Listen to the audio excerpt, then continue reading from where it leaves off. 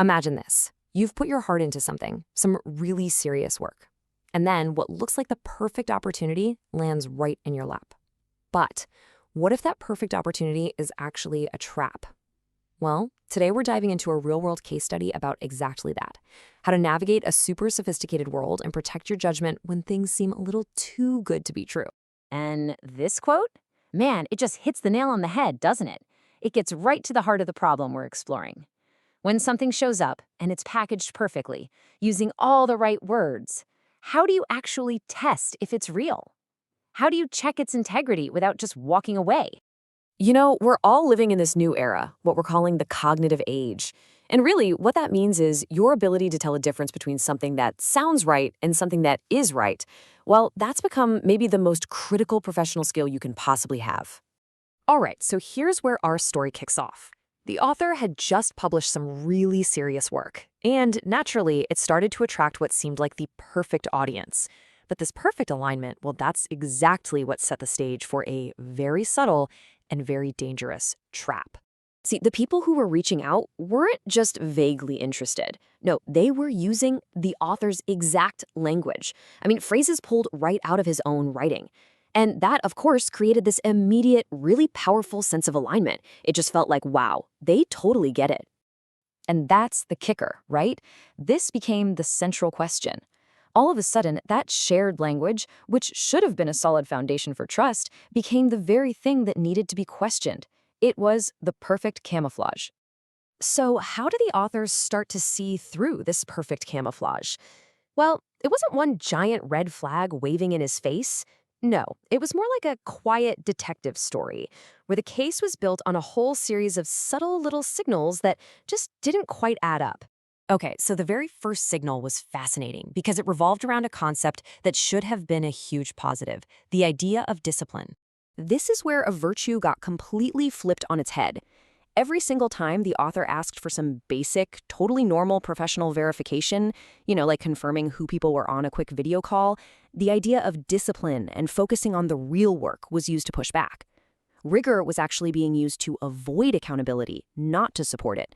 It was a brilliant but really subtle manipulation. Now, the second signal, this one was less about the words they were using and more about the logistics. A really clear, unmistakable pattern of escalating friction started to show up. Just think about it for a second. Every single attempt to make a payment failed, but each time it was for a totally new reason. Platform errors, different names, new intermediaries. This points to a really key insight. Systems just don't fail randomly in only one direction. When friction is constantly increasing instead of decreasing, that's not just noise, that is a huge signal. And the third signal, which was maybe the most telling of all, was just a fundamental incoherence of identity.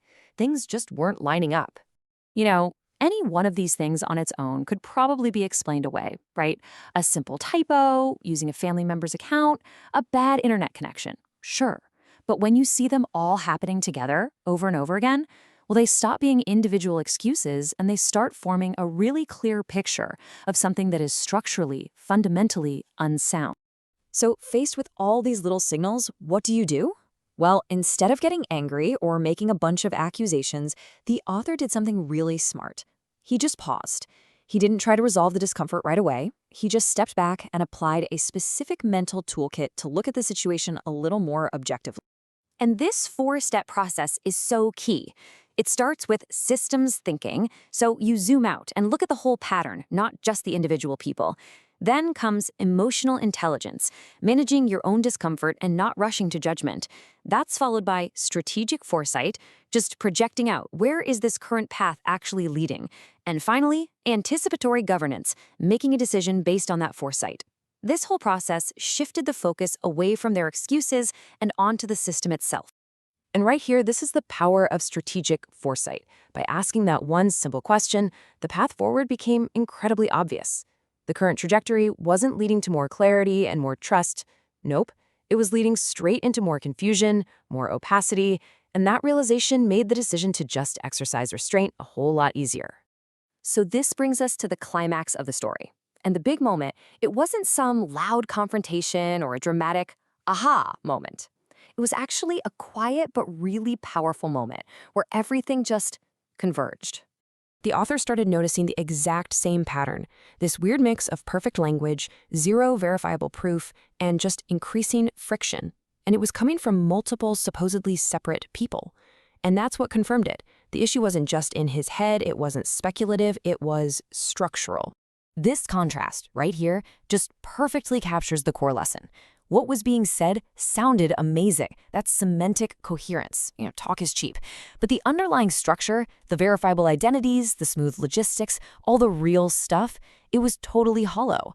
And creating a real structure, well, that's expensive. That's hard to fake. The real success here wasn't winning some big fight. It was the quiet preservation of his own judgment. See, in the cognitive age, true failure often isn't one big explosion. It's the slow accumulation of all the small concessions you make in the name of progress until one day, it's just too late. So what's the big takeaway here? How can you actually apply these lessons? Well, this case study gives us a really practical, really useful checklist for protecting our own judgment. And in any new professional engagement, just ask yourself these 4 questions. First, does their structure actually match their language? Second, is the friction here decreasing over time? Third, is their identity stable and consistent? And finally, if I just pause and watch for a bit, does that make things clearer? If you can't confidently answer yes to all of those, well, that's a pretty clear signal to just pause and dig a little deeper. And that's the thought we're going to end on. This new era, it demands something that just can't be mimicked or faked, our own deliberate, patient judgment. Because sometimes the absolute smartest move you can make is the one you choose not to.